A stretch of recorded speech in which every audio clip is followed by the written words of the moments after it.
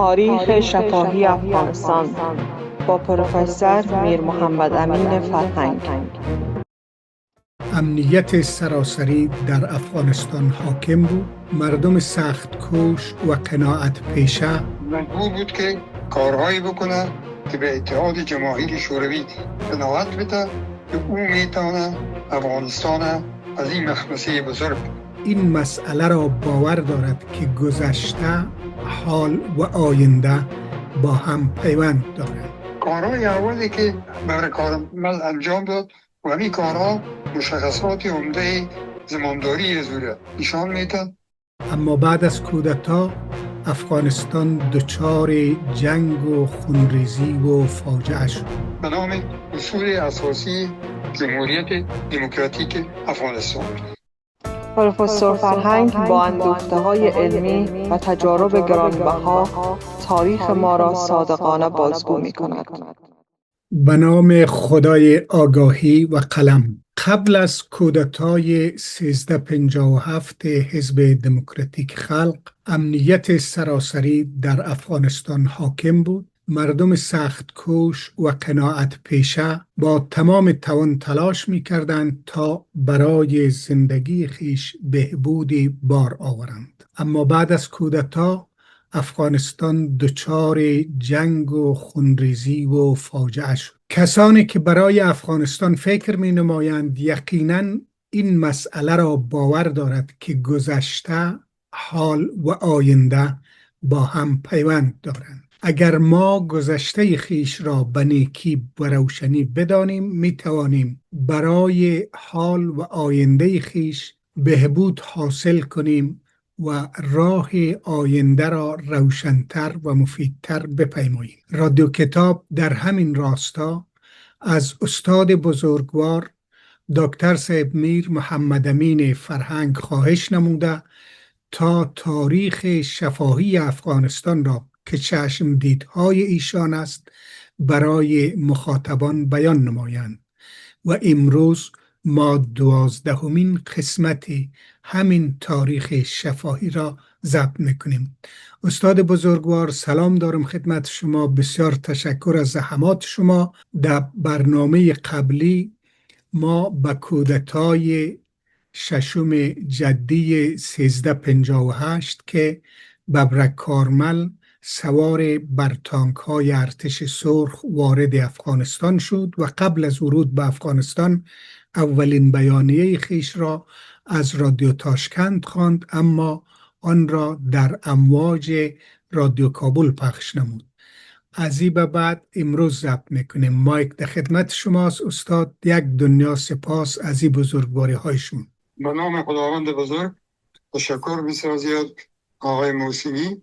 همونطور که شما گفتین ولی ما تا جایی رسیدیم که ببرک کارمل به افغانستان توسط خشون سرخ آمد و بیانیه خود قبلا از تاشکند بیان کرد و بعد از او از برای رادیو افغانستان پخش شد و او چطور به کابل آمد تاریخ مطلقش نمی‌فهمیم، اما این مبرهن است که بیانیه خود را از کابل ایراد نکرد. بعد صورت وقتی که به کابل آمد و قدرت به دست گرفت، اینجا مجبور بود که کارهایی بکنه یا به طرف بره که به اتحاد جماهیر شوروی قناعت بده که او میتونه افغانستان از این مخمسه بزرگ در دوره حفیظ الله امین و ترکی داخل شده بود خارج کنه و به طرف صلح و ثبات ببره. این همین قناعت بود که این به روس‌ها در کرملین داده بود و اونا را به طرف خود جلب کرده بود که بله من این توانایی را دارم، شناخت دارم، مردم مرا بشناسن و من میتونم که افغانستان را پس آهسته آهسته آرام بسازم.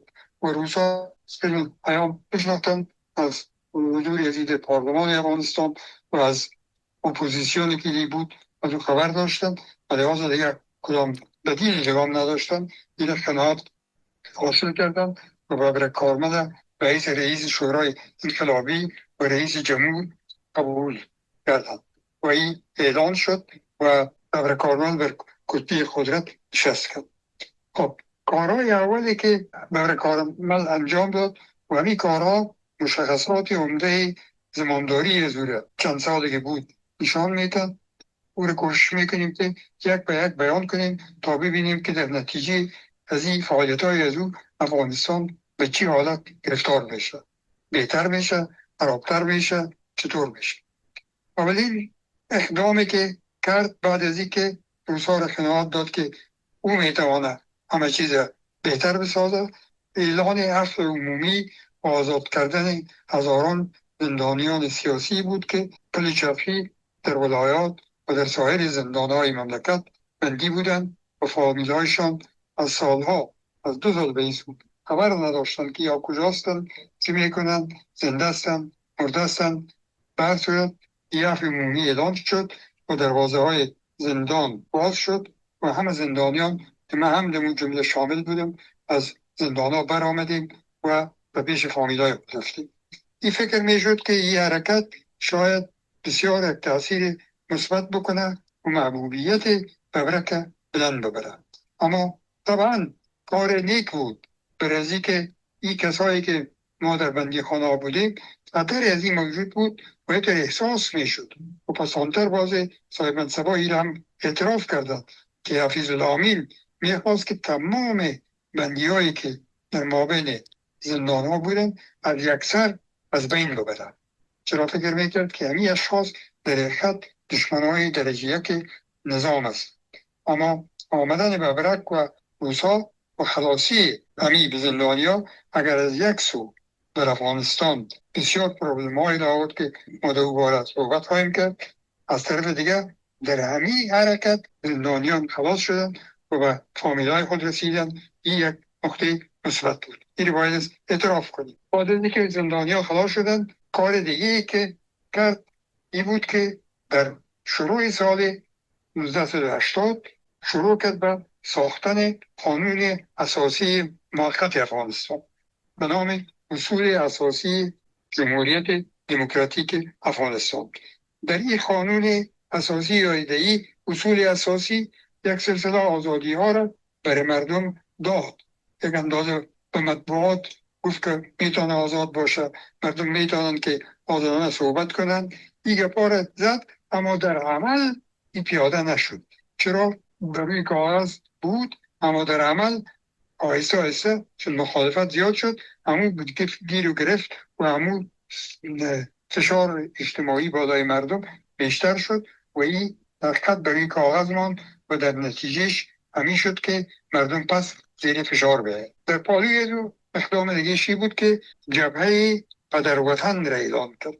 در این جبهه پدروطن یک تعداد مردم، روحانیون، افسران اقوام، معززین، یک تعداد سیاستمداران رژیم‌های سابق اینا را آورد و در اینجا داخل کرد و گفت که شما در حقیقت باید است که پشتوانه از این دولت شوید. اما این هم نتیجه مثبت نداد. چرا؟ تمام کسایی که اینجا آمده بودن یا اکثریت مطلقشان که مربوط یا به حزب نبودن یا کدام خوشبینی به حزب نداشتن اینا فاصله گرفتن. گرچه که بعض مجالسش میرفتن اما در حقیقت چی کردن؟ عدم رضایت خود نشان میدادن و یک تعداد حتی بسیار به جرأت هم گفتن که باید است که برای از اینکه در افغانستان صلح بیاید به توسط لوی جرگه یا رایگیری عمومی مردم باید است که از مردم افغانستان سوال شود که آیا به کدام رژیم، به کدام فرد، به کدام کسا اینا اعتماد دارند تا افغانستان به این ترتیب به طرف صلح برد. پیشنهادی که طبعا از طرف حزب دموکراتیک خلق به شدت رد شد و این نتیجهش نمی شد که عوض از اینکه اوضاع در افغانستان با آمدن ببرک بهتر بیاد شود خرابتر شد که در اینجا طبعا موضوع آمدن قشون صلح به افغانستان و گرفتن افغانستان، اشغال افغانستان توسط عسکر شوروی و در رأس از اونا هم ببرک کارمل و جنرالای روسی همه چیز برهم زد و مردم یکی مطلقاً تقریبا جز از اعضای محدود حزب و کسانی که به اونا سمپاتی داشتن یا به اونا یک خوشبینی داشتن اکثریت مطلق ملت افغانستان بس با اینا مخالفت کردن و ایران فراموش نکنیم که در امون مقطع اکثریت مردم افغانستان همین گروپ های مجاهدین که در پاکستان بودن حمایت میکردن، برای اونا جای میدادن، نان میدادن، اونا را حمایت میکردن، پناه میدادن تا اونا فعالیت های خود پیش ببرن. هنوز وقت خب این چهره های اصلی تنظیم ها معلوم نشده بود و کل فکر میکردن به شمول خود ما فکر میکردیم که همین گروپ ها میتونن مردمان نیک هستن، مردمان خوب هستن، اینا میتونن که بدیل شون و سقوط کنه رژیم و اینا بیاین و افغانستان پس به طرف ثبات، آرامش و پیشرفت بره. طبعا این هم یک اشتباهی بود که ما مرتکب شدیم که باز پسان در آینده وقتی به اوج رسیدیم باز خصوصیات او را هم بیان خود کردیم. به هر صورت همونطور که گفتیم این اقدامات را که برای کاروان کرد اینا نتیجه مثبتی که او یعنی انتظار داشت و هم بر روزها وعده داده بود ولی ساردن نتوانست و روز به روز وضعش خرابتر شد. مشکلات در کجا بود؟ مشکلات عمده‌ای که نتوانست او را حل کنه در کجا بود و چطور پیش شدن؟ اول عدم محبوبیت خود ببر کارمل در بین مردم افغانستان.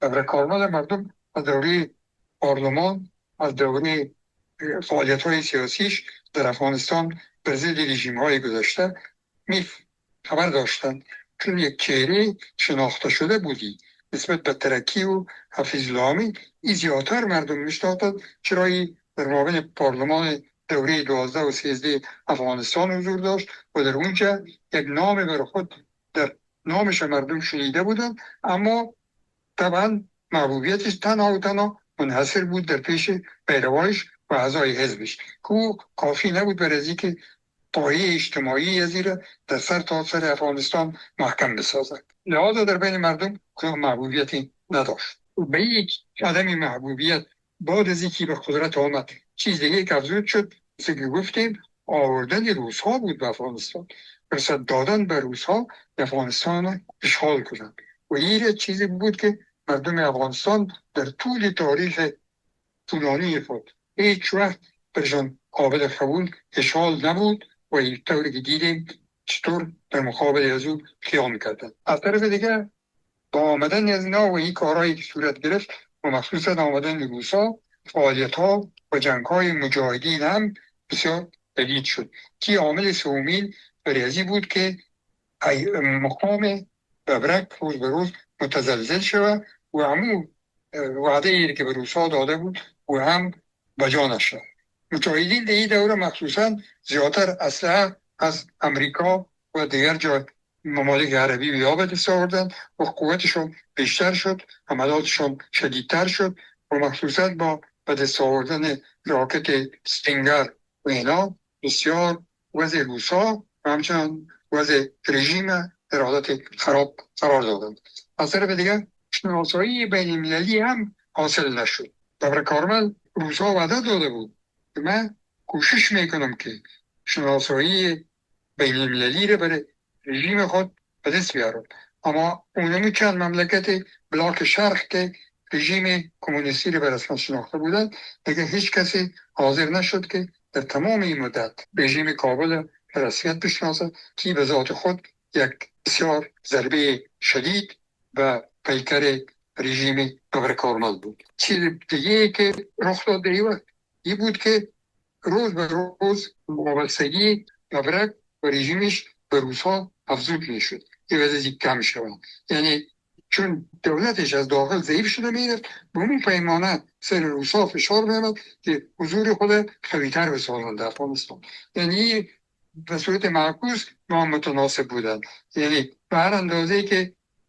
وضع رژیم متزلزل میشد به اون پیمانه روس‌ها مجبور میشدند بیشتر مداخله کنند، بیشتر عسکر بیارن، بیشتر سلاح بیارن، بیشتر حمله بکنند و در پالوی از او مشکلات اقتصادی که داشت از رژیم او را هم تکافؤ کنند و کمک های بسیار کلانی به افغانستان بیارن که روز به روز احساس میشد که حتی برای یک ابرقدرت مانند اتحاد شوروی به کلی کمرشکن بود. اون نمیتونست که از این زیر ای بار خود را با آسانی خلاص کنه. در این زمان درز در بین خلقی ها و پرچمی هایی که از سابق وجود داشت و در گذشته ما دوباره از او اشاره کردیم، این روز به روز هم کلانتر شد در اثر یعنی مشکلاتی که آمده بود. خلقی ها هم به دو حصه تقسیم شده بود. یکی خلقی های سیاه بودن که اونا را طرفداران ترکی میگفتن و یکی خلقی های سرخ که او را طرفداران حفیظ الامین میگفتن. اینا هم با هم دشمن بودن و هر دویشان دشمن پرچمی ها بودن. اما در این وقت یک چیز دیگه هم، یک انکشاف دیگه هم در داخل حزب آمد. او عبارت از این بود که حتی در این حزب پرچم یا در فرکسیون پرچم هم بین دو گروه مختلف آیسته اختلافات پیدا شد سر نحوه پیش آمدن روسا و جنگ در افغانستان و ناکامی ببر کارمل. یکی فرکسیون خود ببر کارمل موند و در پالی و آیسته فرکسیون دکتر نجیب و همکارایش خواهد گرفت که بازپسانتر در جزئیات از هم داخل خواهیم شد. به هم صورت اگه اجازه باشه چند نکته را ما علاوه کنم صاحب. و یکی حزب دموکراتیک خلق با کودتای خود، چی به اصطلاح خودشان مرحله اول چی مرحله نوین و تکاملی، مردم مجبور کرده بود که دست به شورش بزنه. ما دمی زمان برای آوردن کتاب از ولسوالی بسود چند نفر روان شدیم طرف مرکز تعلیمی مجاهدین که تازه تأسیس شده بود و وقتی در منطقه وردک رسیدیم در یک مسجد شو ماندیم. صبحش ملازان از اونجا خستیم دمی کارز پایین شدیم که وضو بگیریم نماز بخونیم. خانمای قریه برای از اینکه ثواب حاصل کنه هر کدامشان از خانه خود شیر، قیماق، نان گرم می آورد که برای مهاجرین بده و همه عقیده داشتن که اینایی که هجرت میکنه و جهاد میکنه برای آزادی مردم میجنگه. یک نکته. و نکته دومی که بعد از آمدن ببر کارمل در سوم هود الله اکبر شروع شد. ما دمی زمان در دیدانا بودم و این الله اکبر وقتی گوش میکردیم بسیار جالب بود صاحب. شب سوم هود یعنی روز دوم هود که به پایان میرسید، شب سوم از جویچه های کچالو، از بین باغچه ها، از بام ها همه مردم الله اکبر میگن و فردایش که 3 هود باشه که در تاریخ کابل معروف به روز الله اکبر شد، بدون مبالغه استاد 10,000 نفر شاید بیشتر در مجموع کابل شهید شد. ما خودم در دیدانا بودم، در این تظاهرات در دیوار مکتب میرابودین استاد بودیم. میخواستیم همی شعر بلخی رو بخونیم که جوانان در قلم رنگ شفان است، دوای درد استبداد خون است، ز خون بنویس بر دیوار ظالم که آخر سیل این بنیاد خون است. در سر دیوار بالا شده بودیم، میخواستم این شعر بخونم که تانک و جیپ رسید چنان فیر کرد صاحب که آبهای استاده باران رنگ خون گرفت. دو هم اکتفا نکرد، سر اجساد شهدا که طفل پیر جوان بود تانک راندن. ما یادم مانده یک سال در هفته شهید دمی لندن سخنرانی داشتیم، حدود 500-600 نفر حضور داشت. گفتم در 3 هود در دیدانا 73 نفر شهید شد.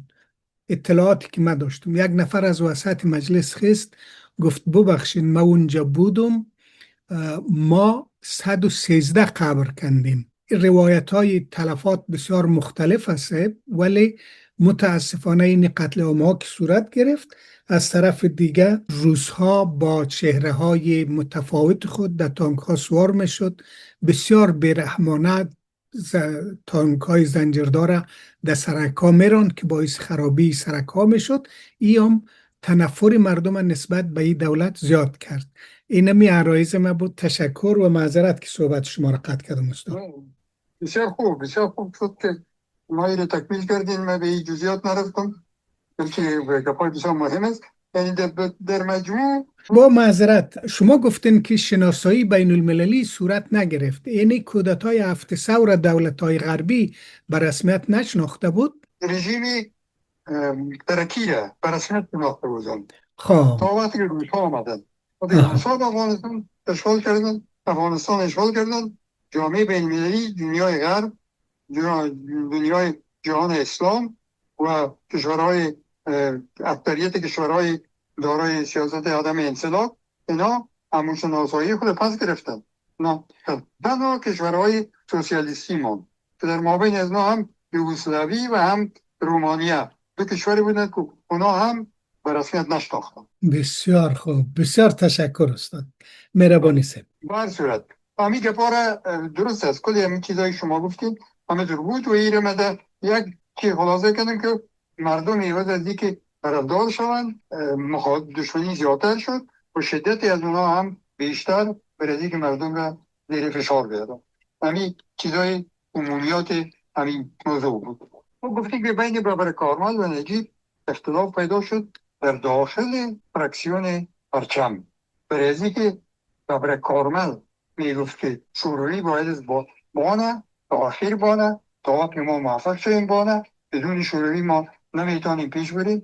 و نجیب طرفدار خروج شوروی بود. او میگفت باید از شوروی از افغانستان بره و ما توانایی از این پیدا کنیم که از خود دفاع کنیم و بتونیم که شوروی از افغانستان از حالت فعلی به طرف صلح دفاع ببریم. که باز پسانتر میاییم به یک قسمت هم میاییم در قسمت نجیب برسیدیم و میبینیم که در امی استدلال خود به روسا میکرد و از امی را هم قدرت گرفت و برای کارمل از صحنه بیرون کرد. اما خودش وقتی که باز آمد به اون مصالحه ملی خود دیگه و دیگه بازی رو داشتیم مفصل خواهیم کرد. به اونجا هم از چالبازی و از این چیزا کار گرفت. به او یک اندازه من خودم هم دخیل بودم، من به روم با پادشاه افغانستان کار میکردم، او هیئت‌ها روان میکرد، همراه از ما صحبت میکردیم. بگم هم صادق نیست، میخواد چال بره و از رنگی کار بگیره، باز به او انشاءالله میرسیم. به هر صورت استاد اگه امیال یک نمونه عینی چالاکی های دکتر نجیب بگوین چطور میشه؟ اگه در ذهنتان است، اگه نیست خیر است به موقعش. بینید و بینیم هست با تبکیزات کار داره. مثلا یک رایش همی که به محمد ظاهر شاه میگفت که شما بیاین در افغانستان و حتی یک رقم مسخره آمیز صحبت میکرد که ما گفتی بجوید دیگه چرا نمیایی، منتظری چی هستی؟ ببین لحظه اینطور میگفت. اما چالشی بود که میگفت تو بیا من قدرت برات میدم، اما این چی نمیکرد. فکر میکرد که اگه این همراه ما بیه من قوی میشم و میتونم که باز مسیر از صحنه بکشم و خودم پس قدرت بگیرم، اما از وجودش حال استفاده کنم. اما ظاهر شاه فهمیده بود و میگفت که اگر من برم خب تمام تنظیم‌ها تمام دنیا بر علیه من میشه و من یک ائتلاف میکنم همراه نجیب و ما در مقابل ملت افغانستان و جامعه بین‌المللی پر جنگ دوام بدیم. کار ابدا قبول نمیکرد و این فریبکاری درک کرده بود و ما این آمیده بودیم. در وقت جایی که رسیدیم به تفصیل دیگه باره صحبت میکنیم. بسیار خوب. خب اینمی شرایط بود، اینمی احوال بود که روز به روز وضعیت خراب ساخته رفت. شکست های ازی در جبهات جنگی و خراب شدن وضع اقتصادی، از رجعت به ظلم، استبداد، تخریب، کشتار. نجیب هم بود و اگر وقت زیاد شریک بود، رئیس خاد، رئیس عامر خاد، همون کدام خاد بیاد میشد. بله نوعی در حقیقت هزاران نفر کشت از بین بود مخالفین رژیم. این چیزایی که باز پسند کرد کل از این چیزای مسئولی بود. به هر صورت و این حالت نمیتون آمد و دایی که روس ها آهسته آهسته درک کردن و فهمیدن کشف کردن که نمیتونه برای کارمل دیگر اون طوری که لازم است افغانستان را کنترل کنه. توانایی را نداره، قدرت نداره، وسایل نداره و ما پای ما در اینجا مانده. به این وقت در اتحاد جماهیر شوروی هم یک تحول کلان رخ داد. او عبارت از پروسترویکا. اول مرگ برژنف بود، بعد از او چرنینکو آمد، بعد از او یکی دیگه شاه استینوف آمد، یا کی آمد نمیفهم، نه یکی دیگهش بود. اینا آمدن اما کل از گرفتن. بالاخره نفر اصلی که عبارت از گورباچوف باشه او قدرت گرفت و حتی همون تیم ادارچی کرملین، همون نسل قدیمی و سالخورده زمامدارا از صحنه رفتن و زمامدارای جوان و جدید تحت قیادت گورباچوف اینا به قدرت آمدن و اینجاست که کلانترین تحولات در افغانستان و به ارتباط تاریخ افغانستان صورت میگیره. به این جمله گورباچوف این درک میکنه این حالتی که پیش میره، این به هیچ صورت شوروی را به هدف اصلیش که باید اشغال دائمی افغانستان و یا شاید هم گرفتن از یا هم قبضه کردن از او رئیس ایالت گندم یا جمهوریت دوم اتحاد شوروی، این امکان پذیر نیست و این میتونه که اثرات بعدی از این خود شوروی را از بین ببره. وقت هنوز شوروی به جای بود اما از بین ببره، فلحاظ باید تکراری را در پیش بگیره که در افغانستان اوضاع دیگر رقم شد و به طرف بیهود بره و این کار را برای کاربر کردن نمیتونه. از این خاطر بود اینا را احضار کرد. پیش از اینکه به احضار برسیم که به مسکو رفتن و چطور تغییر رو آمد، باید راجع به گورباچوف یک چند کلمه اینجا اضافه تر بگوید. همونطور گفتم بعد از فوت نسل سالخورده کرملین، جوانا وقتی که تحت قیادت گورباچوف و قدرت آمدن، گورباچوف درک کرده بود که خود شوروی هم نمیتونه با اون شکلی که اونا سالخوردگان او را اداره میکردن پیش میبردن، امکان پذیر نیست که شوروی بتانه خود را نگاه کنه. و لحاظ باید است که در داخل نظام کمونیستی شوروی تغییرات بیاید تا توسط تغییرات اول خود نظام در روسیه محکم شد و بعد از او بتانه که ستلیت های خود چی در پیمان وارشاو و چی در خارج از او در بعض ممالک آسیایی، افریقایی و امریکای لاتین طرفدارانی که داره اونا رو چطور هم به خود بسته نگاه کنه.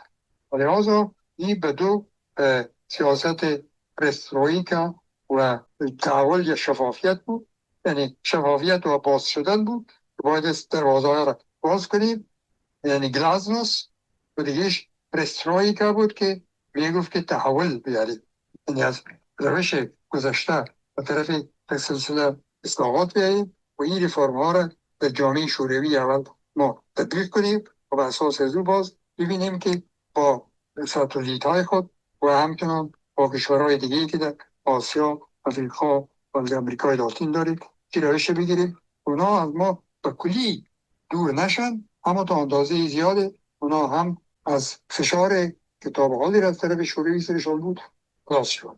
لحاظا به می اساس این شروع کرد به این که مسئله افغانستان هم در چوکات همی سیاست نو خود به شکل دیگه زیر مطالعه بید. اگر فراموش نکرده باشید در سال 1985 گورباچوف وقتی که به قدرت آمد در تاریخ 11 مارچ بود که برای اولین دفعه ببخشید در 86 بود، در 85 به قدرت آمد و سال 86 بود که به ارتباط مسئله افغانستان صحبت کرد در کمیته مرکزی حزب کمونیست اتحاد شوروی و در اینجا گفت که مسئله افغانستان مبدل به یک زخم خونین برای اتحاد شوروی شده و ما باید این زخم خونین را تیمارداری کنیم و این را تغییر بدیم و باید است که آهسته آهسته ما نتیجه نهایی را بگیریم که چطور از این حالت ما خود بیرون میگیم. و اینی بود که شروع کرد به این که چطور این را در افغانستان تطبیق کنه و این نتیجه از این شد که یک سلسله مذاکرات با ببرک که هنوز به قدرت بود و نجیب تو هم خود بهش عرضه کرده بود رئیس یک الترناتیو، این سلسله مذاکرات با اونا گرفت، چندین مجلس کردن در مسکو و آهسته آهسته که پای اونا رو شنید و به نتیجه نهایی رسید که او را انشاءالله در مبحث آینده که راجع به آمدن نجیب در رأس دولت افغانستان اجرا خواهد کردید با دو بارا صحبت خواهیم. امروز فکر میکنم به این پیمانه کافی باشه. بله استاد، حسن ختام خیلی خوبی بود. گپ گلاسنوس و پرستارایکا و زخم ناسور افغانستان در پیکر شوروی و یک جمله را من از قول گورباچوف نقل به معنا میکنم. گورباچوف گفته بود که ازش پرسان کردن که چرا اتحاد شوروی را خراب کردی؟ گفت به این دلیل که از دهقان تا خودیم همه ما به رشوت و دروغ زندگی میکردیم. نقل به معناست و اگر کم و زیاد شدم از مخاطبای عزیز معذرت میخوایم و کمال امتنان و سپاس از دکتر صاحب بزرگوار جناب میر محمد امین فرهنگ داریم. همچنان از بیننده های گرامی بسیار تشکر میکنم که با حوصله برنامه های تاریخ شفاهی را میشنوه و انتقاد میکنه. جناب دیوید پخموال که گفته ما به نام مستعار وارد شدیم، باز یک انتقاد و نظری داشت که ما امونجا جوابشون نوشته کردیم، مجددا به اون نمیپردازم. چه بود؟ نظرشانی بود که در یک موضوع اشاره کرده بود که شما گفتین حفیظ الله امین در قصر گلخانه رفته، او را گفته بود او در وزارت خارجه گریخت. در مورد ما گفته بود که وقتی نمیتونی سند بتی که سرکی ها تجاوز شده، گپت 50% به اعتبار میشه. با شوخی هم کرده بود صاحب پیرخانه و ای گپا گفته بود که در زارجات سیدا را پیر میخواندن، البته قبل از تحولات اخیر. باز ما همونجا جوابش نوشته کردیم صاحب. بله. اما در قسمت واقعی که به روز چندم سنبله بود در ارگ رخ داد، حفیظ الله امین داخل شد، درکی امرای پوزانوف در گلخانه بود و این باید بالا میرفت که از بالا زرش فعل شد. این از اونجا خود نجات داد، رفت به دلکشا رفت. اول از اونجا به درکی بری زنگ زد که بیا، گفت نمیایم. باز از اونجا دیگه جای رفت، اول به دلکشا رفت. اطلاعات امی پخموال صاحب دقیق نبوده.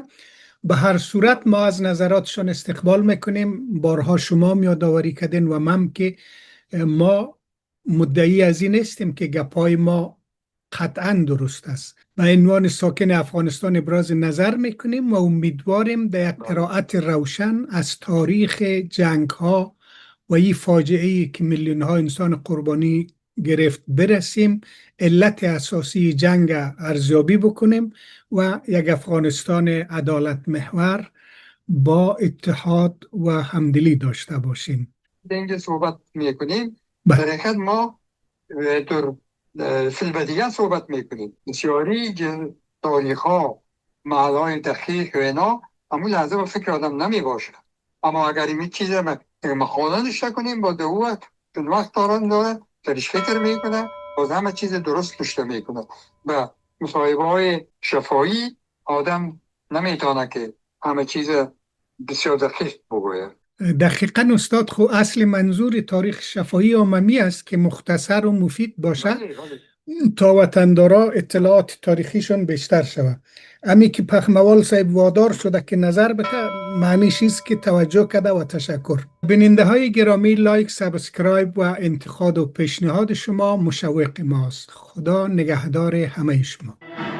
ادبستان، یادآور آداب گفتار و نوشتار درست.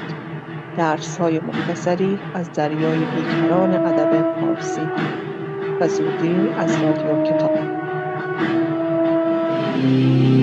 رادیو کتاب، نیاز نسل امروز و فردا.